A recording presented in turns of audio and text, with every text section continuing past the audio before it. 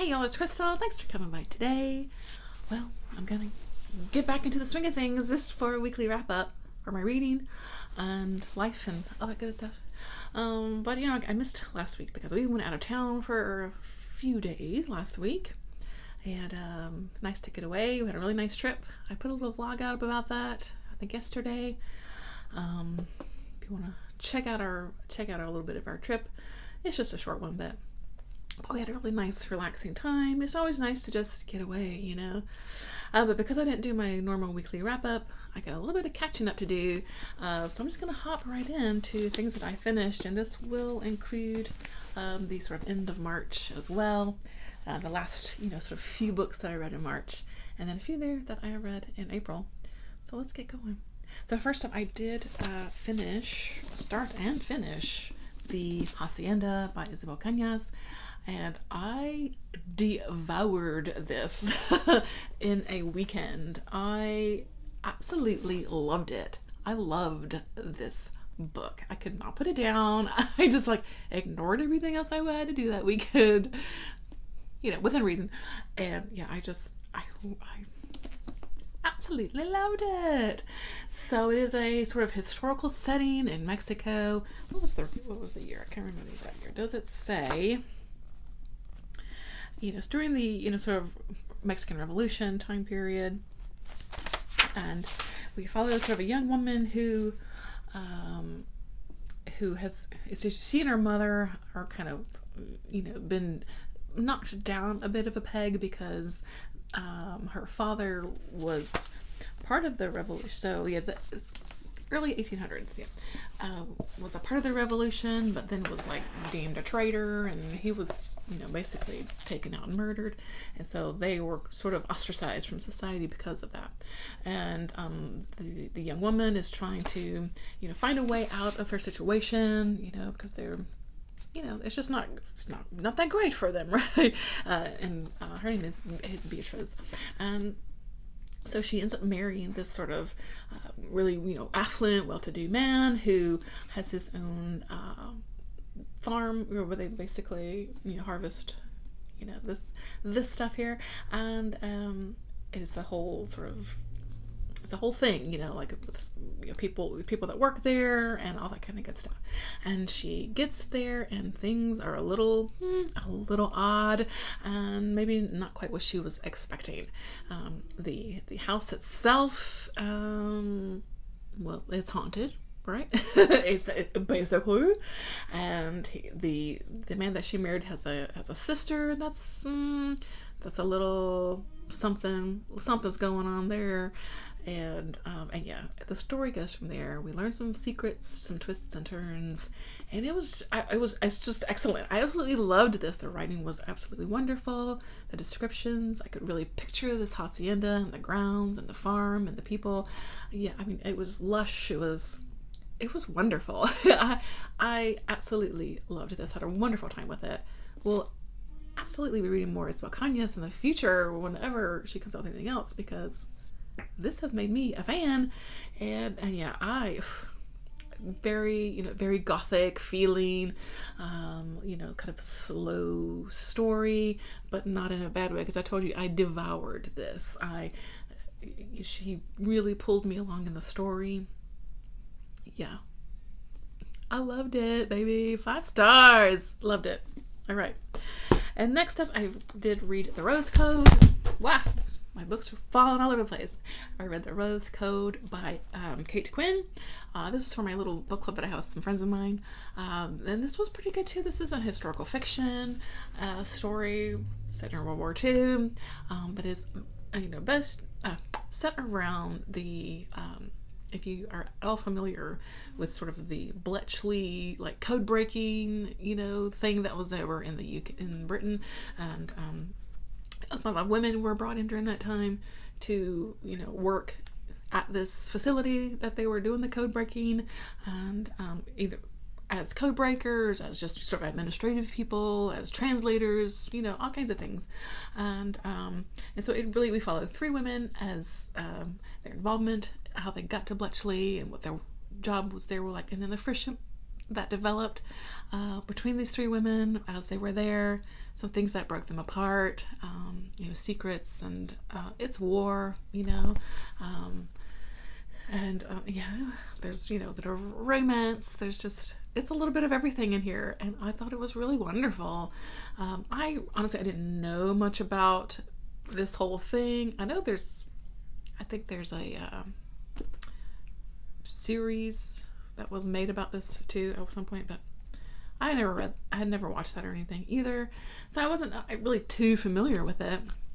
I definitely learned a lot about what happened at the facility and kind of what it entailed and how they did things.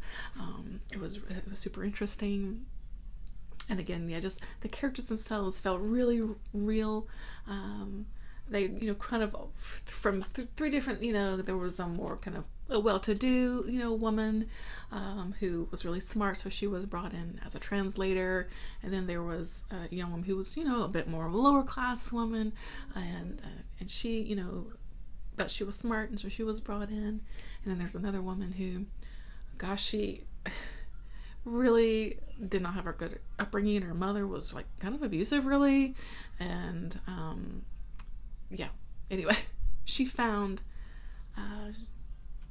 she was able to kind of escape that home situation that she had and find friends and love while working at Bletchley. Anyway, it was just really good. It was all really, I could tell that I think Kate Quinn really researched this and wanted to give us a really good story. And it was just, the characters were really realistic. I mean, they jumped right off the page, and I really liked it. I grabbed this book. I do like historical fiction, from time to time. I don't read a ton of it, but usually when I dig into it, I do really enjoy it. And I've got a couple more Kate Quinn books on my shelf, so now that I read this one, I'm definitely eager to read some more. And I think she does write a lot about World War II, which seems like a lot of historical fiction does. But I really enjoyed the writing, and it was good. I enjoyed it. And then I went a little bit off the TBR, but I realized that book 4 of the Never King series, I don't think it's called the Never King series, but whatever it's called, The Fae Princes by Nikki Crowe, I realized it had been released, and I talked nonstop about this series, and so I needed to read it, and this is the final book of the series. I'm so bummed, but it was so good. It was so good. Really wrapped up the series, I think, really well. Some things happened, where you're like, oh, okay, but it did leave it a bit open. I'm thinking, hopefully, that we'll have a sort of secondary series with some of the more not the main characters. I think Croc might be coming back for maybe a series with him. I would love that. It was great, and it's book 4 of a series, so I don't want to say too much, but this is a really dark Peter Pan retelling with some really saucy, steamy erotica bits thrown in, and I loved it. I loved the series from start to finish, all 4 books. I loved it, and this was no different. It was wonderful. I loved it. And that's how I ended March. So April started up, and of course that means all of the events that I take part in this month, which is a lot. But I did start off with mostly my old school April stuff, and I have finished 5 things already for the month. And so let's talk about those. Let's get April rolling. First time I did finish Transmuted by Eve Harms, and I'm using this for actually a few things. So of course, old school April, I'm using it for the bonus reading prompt to read a book with neon on the cover. I'm also of course using it for Trans Girl April Readathon, and it is the Patreon book club for Ollie over at Criminelli's Patreon book club. Did I say that twice? Anyway, and I have a lot of fun with this. This was pretty great, and it's part of that Rewinder Dice series. You can get it on Kindle Unlimited if you have that service. It's nice and short. And I just had a ton of fun with this. We follow a sort of young woman who is she's a trans woman, and she's also a kind of like a gamer, like an online streaming gamer person. And she had fundraised to have some feminization facial surgery. Excuse me. And she raised up quite a chunk of money. And then all of a sudden her dad has, turns up. He's really bad, ate up with cancer. And her sister's like, you know what, you just raised all this money and Dad really needs it because he needs this, he needs this treatment and blah, blah, blah, blah, blah. And of course she's really torn because of course she fundraised this for herself. But she does end up giving the money to her dad, which of course this leads right into the crux of this story because she sees an ad for this sort of experimental treatment by this doctor, this doctor, right? And so she says, let me try this because they're expecting something from me. All these people that have donated money, they're expecting me to have had this surgery and yada, yada, yada. They need updates. Let me try this. She hesitant at first, but she goes in. It's like a 3-step process. And the first treatment, she starts immediately to see things happening, and she's like, okay, this is exciting. And it basically, the story just goes from there. This treatment, not quite what it seems, and she starts transforming into something totally different. By the end of the story, there have been twists and turns, and where this story ends up is not where I thought it was going. And it was a wild ride, and I just had a hell of a good time with it. I really did.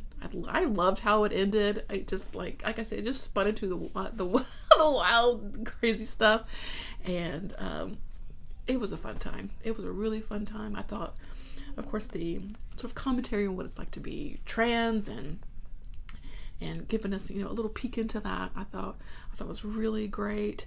And yeah, I just had a good time. It's short, so I don't want to say too much more. You just gotta read it and discover it for yourself.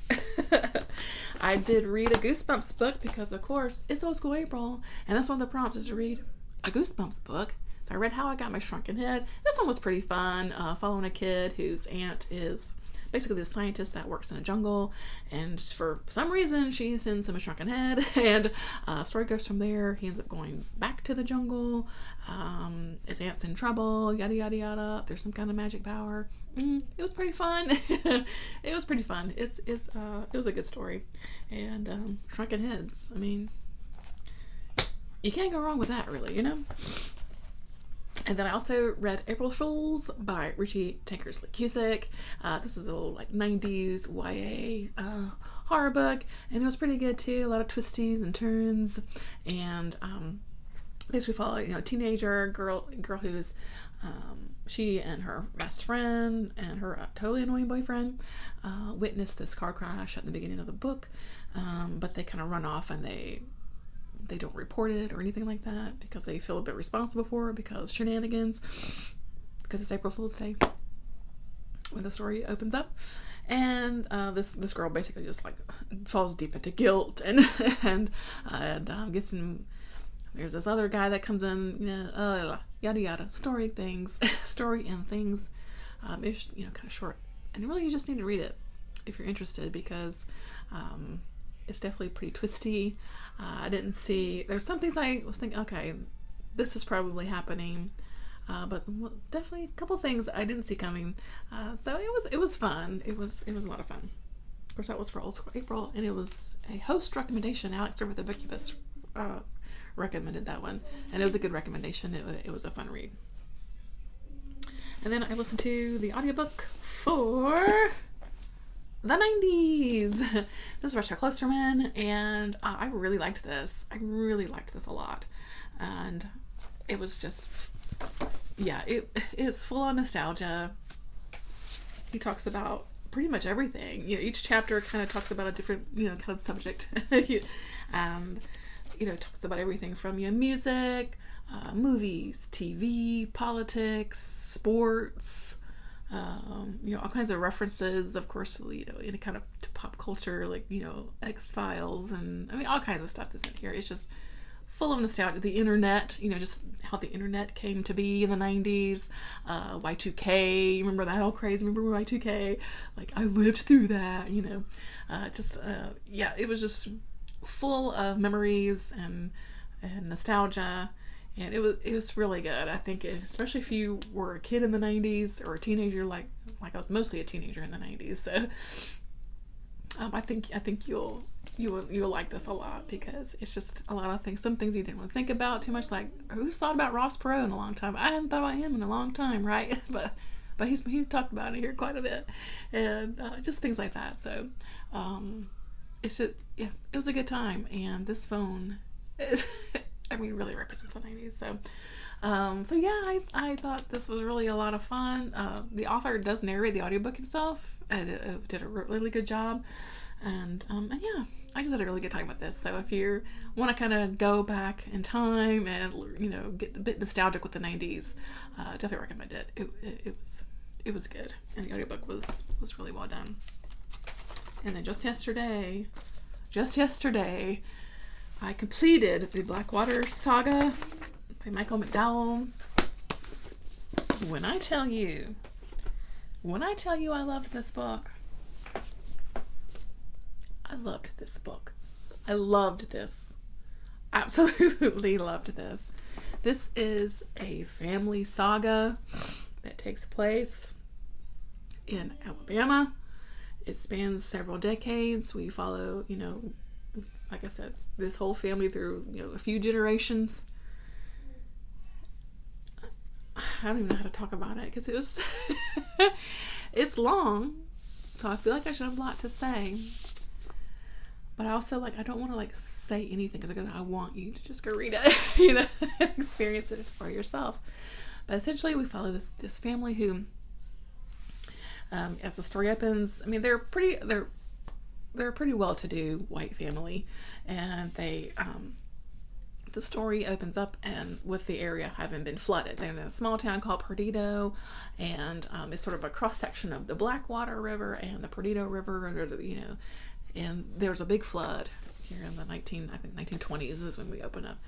And Oscar, who we follow throughout this whole book, is out there on the river, just trying to, like, you know, scope out the town, and in his little canoe, and with, you know, one of his hired hands, and they find this woman in a hotel and rescue her. And this is Eleanor.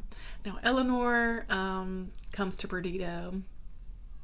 She's not from Perdido, but she comes to Perdido during this flood, and she just kind of weasels her way into the town.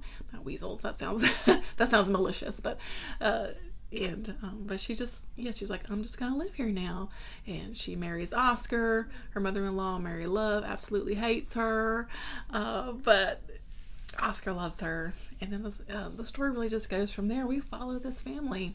They are lumber people, so they own lumber mills. So again, they're a bit more affluent in this community, and then there's also, you know, mention of the black community of this town, most of which will work for, you know, this family, the Caskey family, as, you know, like I said, hired help as far as, you know, cooking, cleaning, being chauffeurs, you know, that kind of thing. Well, doing the like yard work, you know, that kind of good stuff. And like I say, we just, you know, Oscar has a sister named Sister, and there's you know, an uncle named James. I don't know what to talk about it. But Eleanor's really our sort of key pin here. Eleanor comes, you know, like I said, she just shows up during this flood, and Eleanor definitely has some secrets, and we find out about these secrets along the way, and what that means for her, what that means for her family, what that means for her children that come along. And it's just wonderful. This family felt so real. It almost felt like reading like a nonfiction story, because they felt so real on the page as I was reading this book.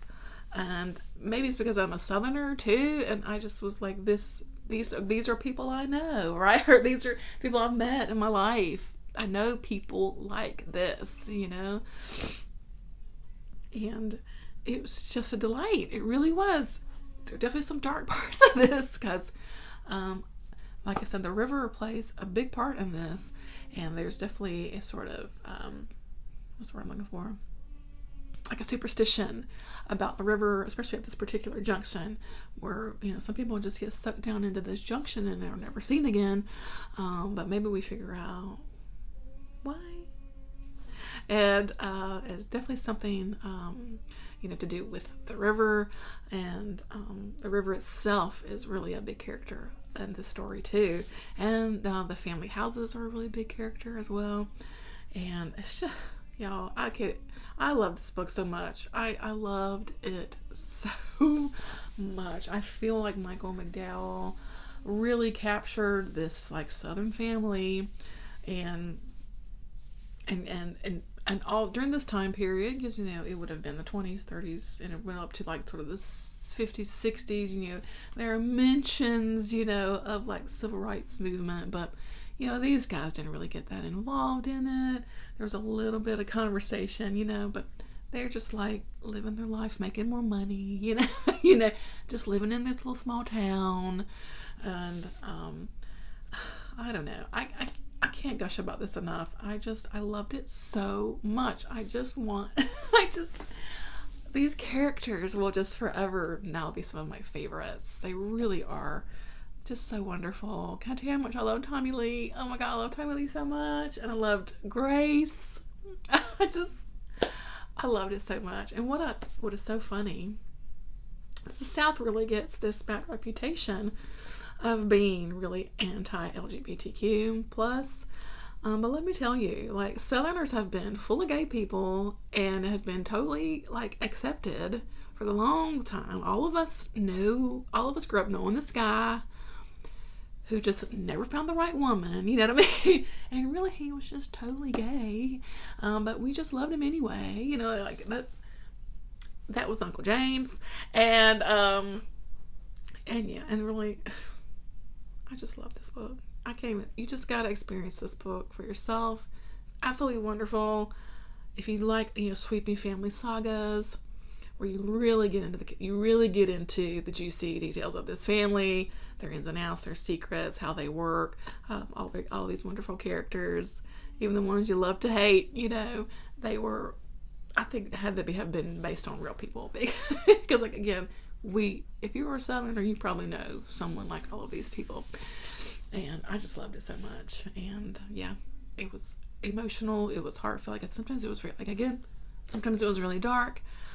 I just loved it. I loved it so much. I'm going to stop gushing about it because I loved it so much. Okay. A few things I've got in progress are, I did start It Came From the Multiplex, which is an anthology. This is another one of the host recommendations for Old School April. And it's pretty fun so far. A lot of the stories feel kind of like B-movies. They're all take place in like a movie theater or like a drive-in. So that's kind of the theme of the anthology. It's pretty fun so far. Nothing's blowing me out of the water, but it's fun. And I just read a story a day and I work through it that way. So it's fun. I also started Black Ambrosia by Elizabeth Angstrom. I'm really enjoying this. This is a vampire story, but it is a vampire story unlike I have ever read, and I'm really enjoying it. The writing is just like really kind of mind-blowing. I'm really loving it so far. I'm about a third of the way through, so I'm going to read that more today, and then that'll be the next thing that I finish. I think that's all I've got in progress. Pretty sure. Yeah.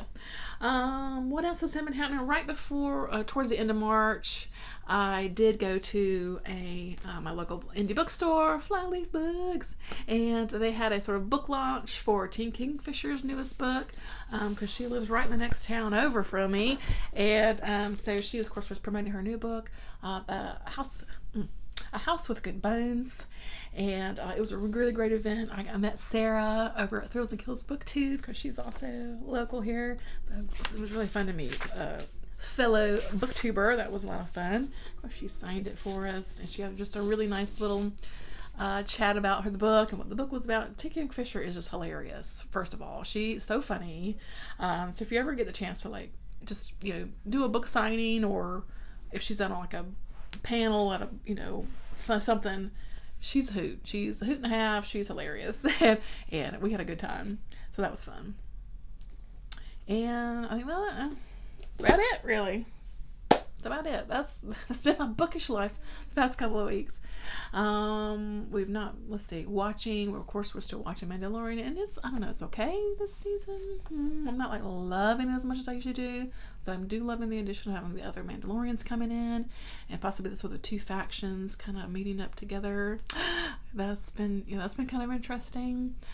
I've been watching old school April stuff, of course, watching old cartoons. I watched Beetlejuice last night. Oh, that's a classic fave.